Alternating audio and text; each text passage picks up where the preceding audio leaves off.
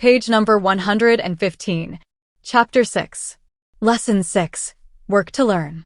Don't work for money. Job security meant everything to my educated dad. Learning meant everything to my rich dad. A few years ago, I granted an interview with a newspaper in Singapore. The young female reporter was on time, and the interview got underway immediately.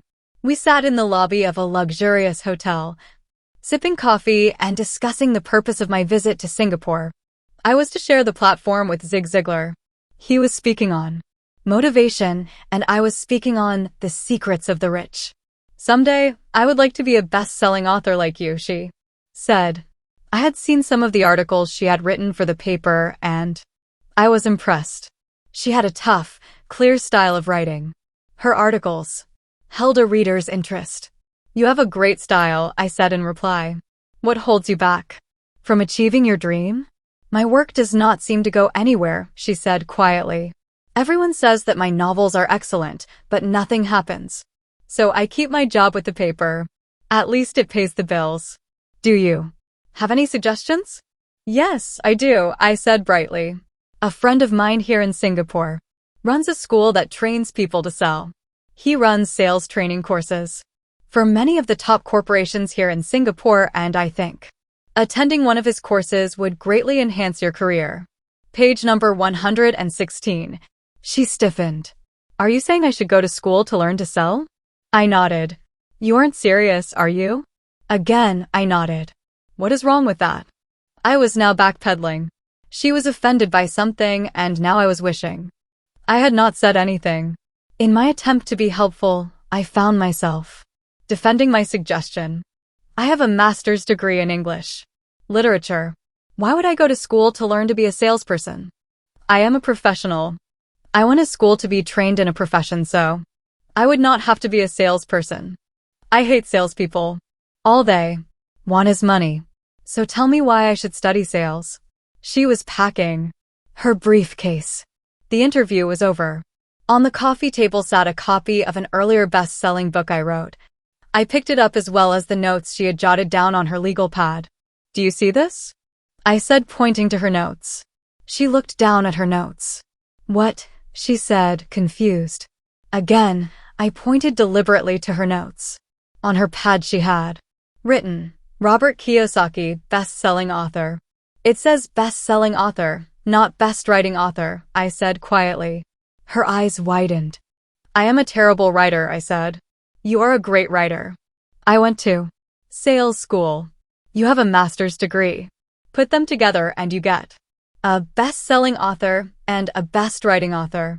Anger flared from her eyes.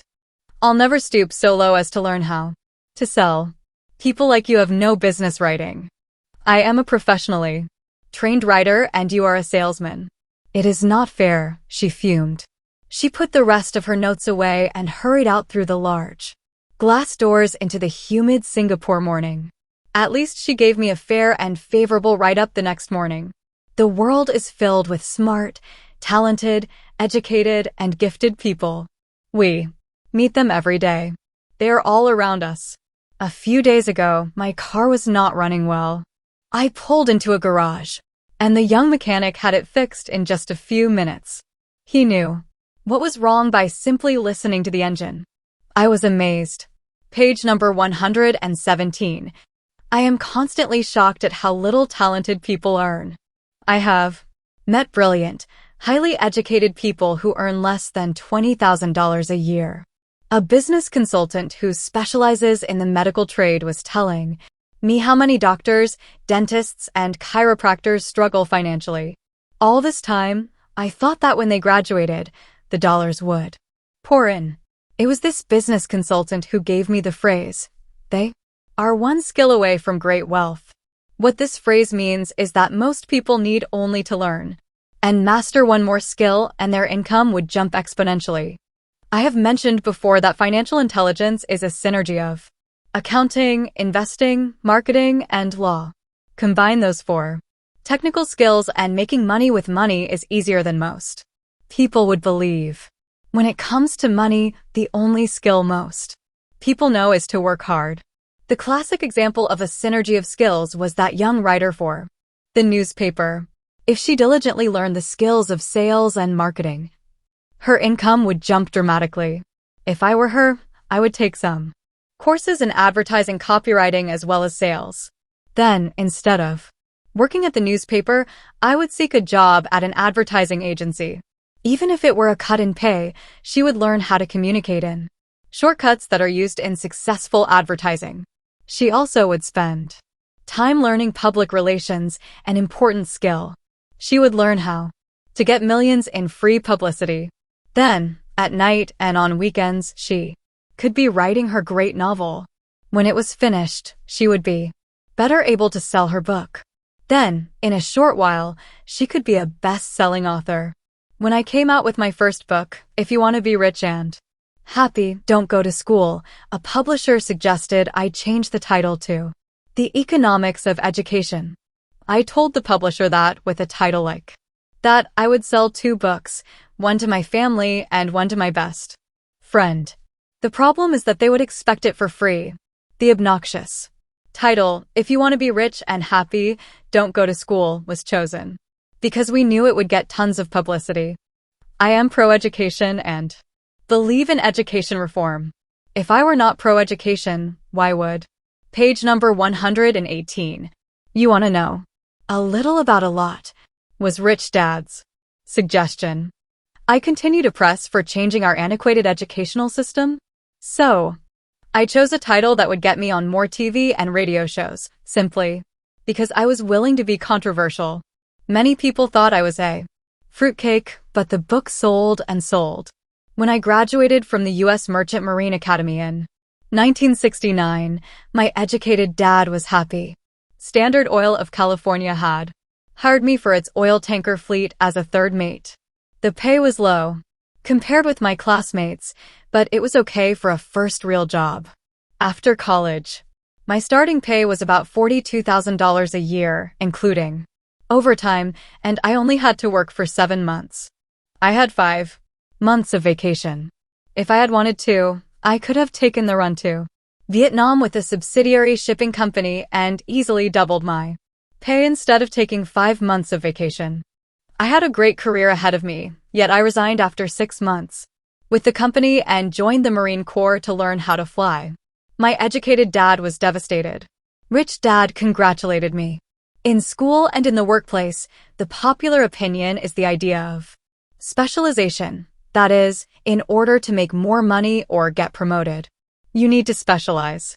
That is why medical doctors immediately begin to seek a specialty such as orthopedics or pediatrics. The same is true for accountants, architects, lawyers, pilots, and others. My educated dad believed in the same dogma. That is why he was thrilled when he eventually achieved his doctorate. He often admitted that schools reward people who study more and more about less and less. Rich Dad encouraged me to do exactly the opposite. You want to know a little about a lot, was his suggestion. That is why for years, I worked in different areas of his companies. For a while, I worked in his accounting department. Although I would probably never have been an accountant, he wanted me to learn via osmosis. Rich Dad knew I would pick up jargon and a sense of what is important and what is not. I also worked as a busboy and construction worker as page number 119, well as in sales, reservations, and marketing. He was grooming Mike and me. That is why he insisted we sit in on the meetings with his bankers, lawyers, accountants, and brokers. He wanted us to know a little about every aspect of his empire. When I quit my high-paying job with Standard Oil, my educated dad had a heart-to-heart talk with me. He was bewildered. He could not understand my decision to resign from a career that offered high pay, great benefits, lots of time off, and opportunity for promotion. When he asked me one evening, "Why did you quit?" I could not explain it to him, though I tried hard to. My logic did not fit his logic. The big problem was that my logic was my rich dad's logic. Job security meant everything to my educated dad. Learning meant everything to my rich dad. Educated dad thought I went to school to learn to be a ship's officer. Rich Dad knew that I went to school to study international trade.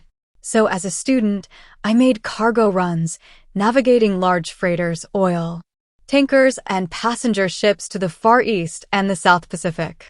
Rich Dad emphasized that I should stay in the Pacific instead of taking ships to Europe because he knew that the emerging nations were in Asia, not Europe. While most of my classmates, including Mike, were partying at their fraternity houses, I was studying trade, people, business styles, and cultures in Japan, Taiwan, Thailand, Singapore, Hong Kong, Vietnam, Korea, Tahiti, Samoa, and the Philippines. I was partying also, but it was not in any frat house. I grew up rapidly. Educated Dad just could not understand why I decided to quit and join the Marine Corps. I told him I wanted to learn to fly, but really, I wanted to learn to lead troops. Rich Dad explained to me that the hardest part of running a company is managing people. He had spent 3 years in the Army. My educated dad was draft exempt. Rich Dad valued learning to lead men into dangerous situations. Leadership is what you need to learn next, he said. If you're not a good leader, you'll get shot in the back, just like they do in business. Returning from Vietnam in 1973, I resigned my commission, even though I loved flying. I found a job with Xerox Corporation. I joined it for page number 120. Job is an acronym for just over broke. One reason, and it was not for the benefits. I was a shy person, and the thought of selling was the most frightening subject in the world. Xerox has one of the best sales training programs in America. Rich Dad was proud of me. My educated dad was ashamed. Being an intellectual, he thought that salespeople were below him. I worked with Xerox for 4 years until I overcame my fear of knocking on doors and being rejected. Once I could consistently be in the top 5 in sales, I again resigned and moved on, leaving behind another great career with an excellent company. In 1977, I formed my first company. Rich Dad had groomed Mike and me to take over companies. So I now had to learn to form them and put them together. My first product, the nylon and Velcro wallet, was manufactured in the Far East and shipped to a warehouse in New York, near where I had gone to school. My formal education was complete, and it was time to test my wings. If I failed, I would go broke. Rich Dad thought it best to go broke before 30. You still have time to recover, was his advice. On the eve of my 30th birthday, my first shipment left Korea for New York. Today, I still do business internationally. And as my rich dad encouraged me to do, I keep seeking the emerging nations. Today, my investment company invests in South American countries and Asian countries, as well as in Norway and Russia. There is an old cliche that goes, job is an acronym for just over broke. Unfortunately, I would say that applies to millions of people. Because school does not think financial intelligence is an intelligence. Most workers live within their means. They work and they pay the bills. There is another horrible management theory that goes, workers work hard enough to not be fired, and owners pay just enough so that workers won't quit. And if you look at the pay scales of most companies, again, I would say there is a degree of truth to that statement. The net result is that most workers never get ahead. They do what they've been taught to do, get a secure job. Most workers focus on page number 121, working for pay and benefits that reward them in the short term, but are often disastrous in the long run. Instead, I recommend to young people to seek work for what they will earn, more than what they will earn. Look down the road at what skills they want to acquire before choosing a specific profession, and before getting trapped in the rat race. Once people are trapped in the lifelong process of bill paying, they become like those little hamsters running around in those metal wheels. Their little furry legs are spinning furiously, the wheel is turning furiously, but come tomorrow morning, they'll still be in the same cage. Great job. In the movie Jerry Maguire starring Tom Cruise, there are many great one-liners. Probably the most memorable is, show me the money. But there is one line I thought most truthful. It comes from the scene where Tom Cruise is leaving the firm. He has just been fired. And he is asking the entire company, who wants to come with me? And the whole place is silent and frozen. Only one woman speaks up and says, I'd like to, but I'm due for a promotion in 3 months. That statement is probably the most truthful statement in the whole movie. It is the type of statement that people use to keep themselves busy, working away to pay bills. I know my educated dad looked forward to his pay raise every year, and every year he was disappointed. So he would go back to school to earn more qualifications so he could get another raise. Then, once again, there would be another disappointment. The question I often ask people is, where is this daily activity taking you? Just like the little hamster, I wonder if people look at where their hard work is taking them.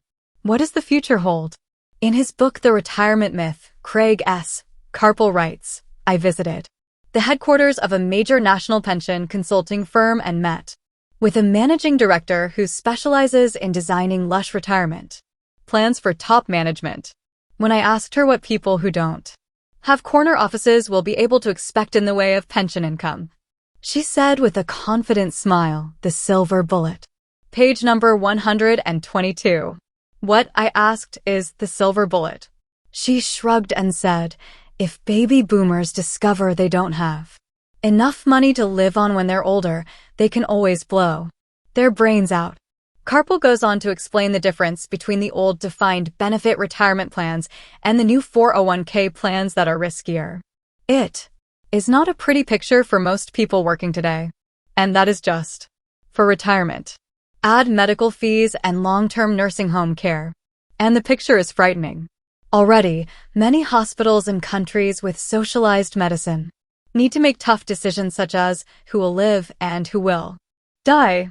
They make those decisions purely on how much money they have and how old the patients are. If the patient is old, they often will give the medical care to someone younger. The older per patient gets put to the back of the line. Just as the rich can afford better education, the rich will be able to keep themselves alive, while those who have little wealth will die. So I wonder, are workers looking into the future or just until their next paycheck, never questioning where they are headed? When I speak to adults who want to earn more money, I always recommend the same thing. I suggest taking a long view of their life. Instead of simply working for the money and security, which I admit are important, I suggest they take a second job that will teach them a second skill.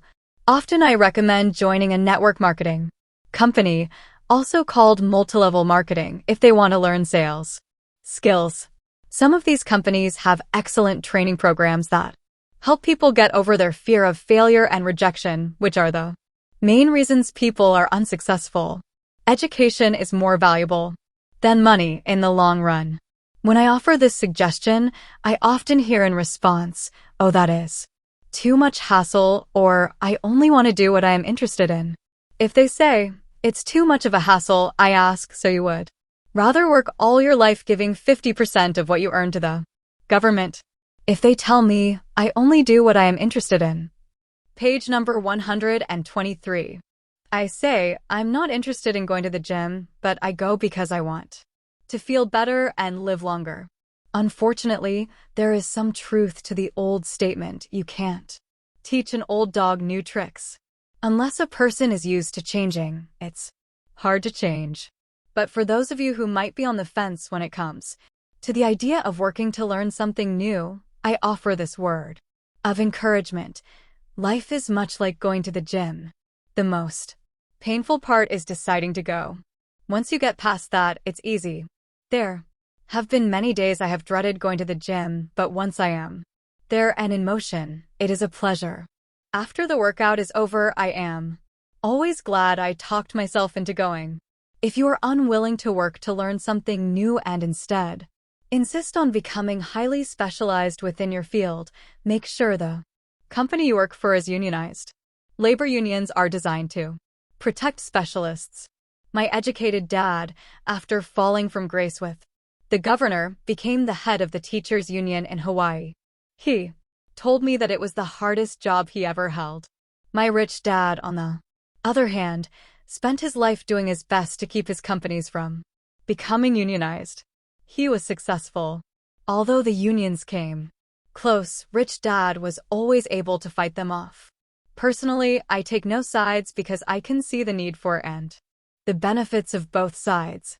If you do as school recommends, become highly specialized, then seek union protection.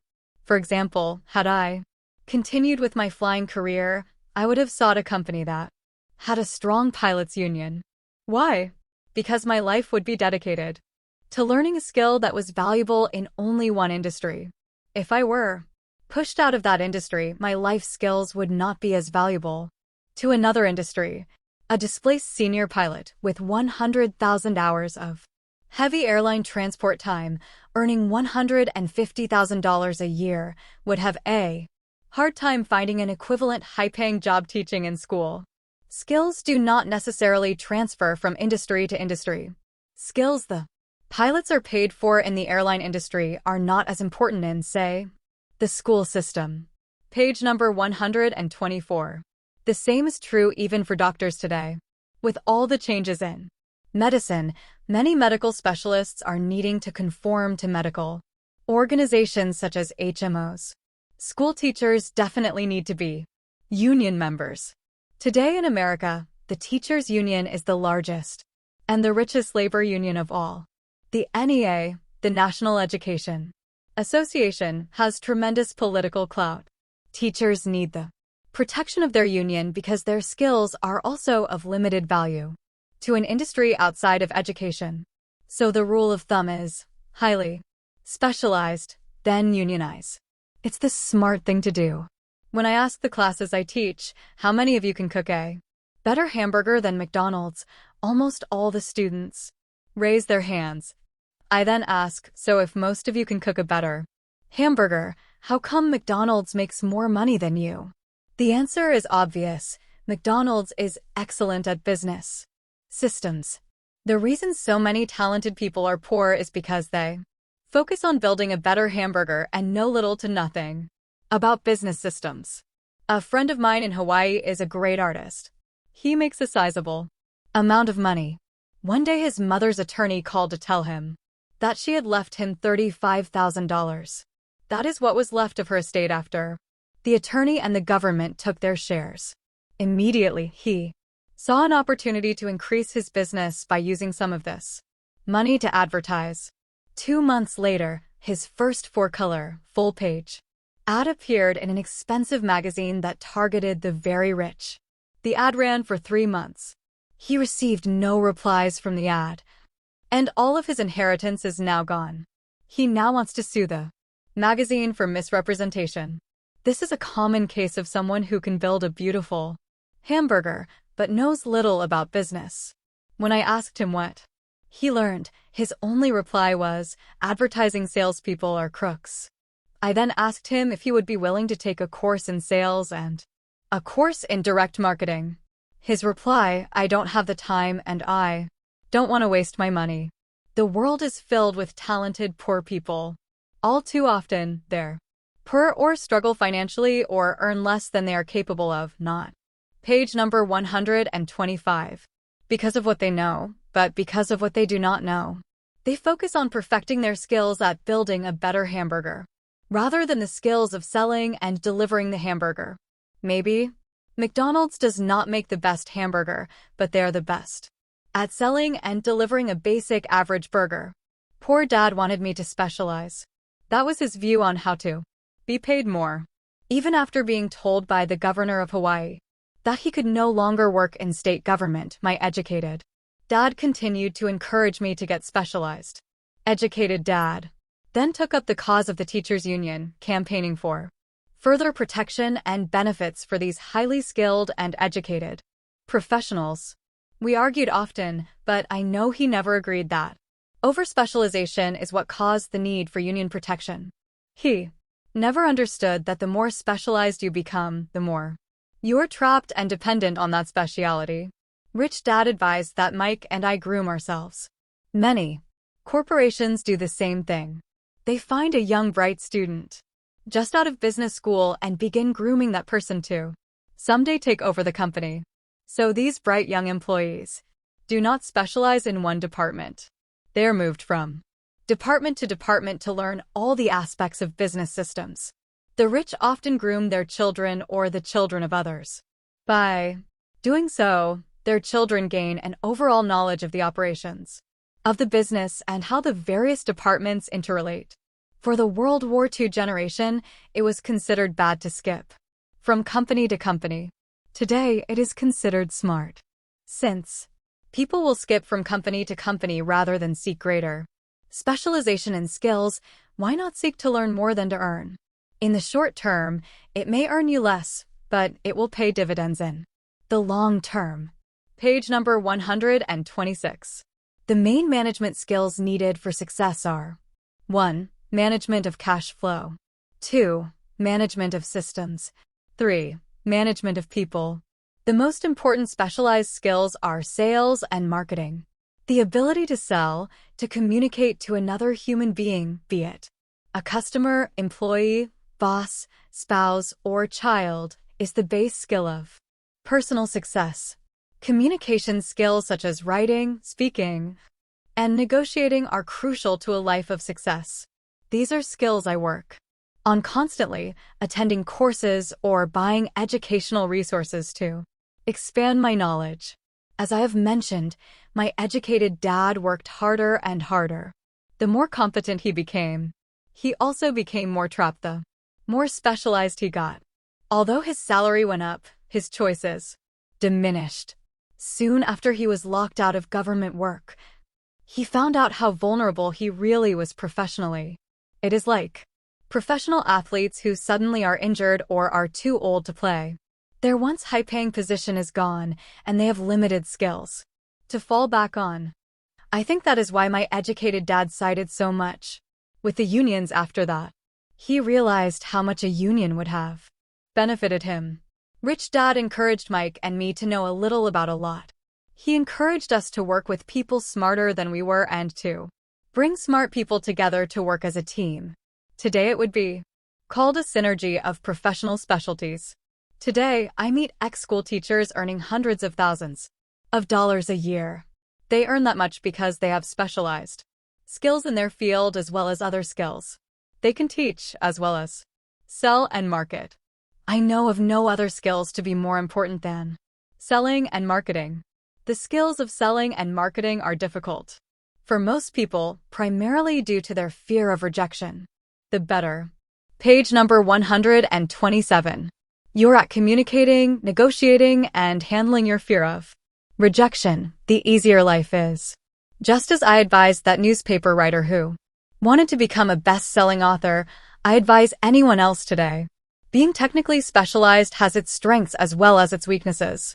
I have friends who are geniuses, but they cannot communicate effectively with other human beings, and as a result, their earnings are pitiful. I advise them to just spend a year learning to sell. Even if they earn nothing, their communication skills will improve, and that is priceless. In addition to being good learners, sellers, and marketers, we need to be good teachers as well as good students. To be truly rich, we need to be able to give as well as to receive. In cases of financial or professional struggle, there is often a lack of giving and receiving. I know many people who are poor because they are neither good students nor good teachers. Both of my dads were generous men. Both made it a practice to give first. Teaching was one of their ways of giving. The more they gave, the more they received. One glaring difference was in the giving of money. My rich dad gave lots of money away. He gave to his church, to charities, and to his foundation. He knew that to receive money, you had to give money. Giving money is the secret to most great, wealthy families. That is why there are organizations like the Rockefeller Foundation and the Ford Foundation. These are organizations designed to take their wealth and increase it as well as give it away in perpetuity. My educated dad always said, when I have some extra money, I'll give it. The problem was that there was never any extra. So he worked harder to draw more money in rather than focus on the most important law of money: give and you shall receive. Instead, he believed in receive and then you give. In conclusion, I became both dads. One part of me is a hardcore capitalist who loves the game of money making money.